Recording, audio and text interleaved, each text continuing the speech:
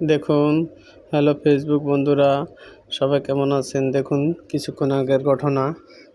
কিছুক্ষণ আগে আসিফ নজরুল ঘোষণা দিতেছে আওয়ামী লীগের সকল কার্যক্রম স্থগিত ঘোষণা করা হয়েছে। কার্যক্রম বলতে কি বোঝাইতেছে?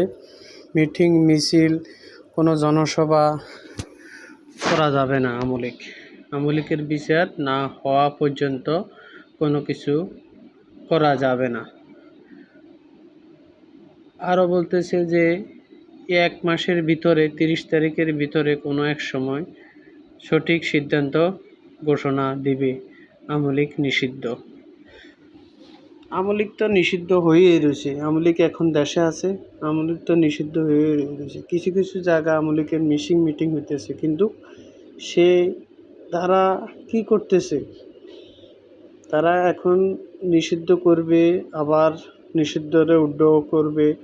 আওয়ামী লীগও কোনো এক সময় জামাত শিবিরে নিষিদ্ধ করছে, এখন আবার জামাত শিবিরের মামলা উঠায় নিয়েছে না?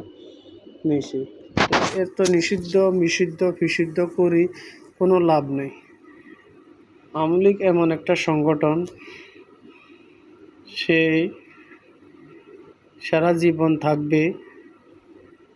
জীবন থাকবে, কখনো আর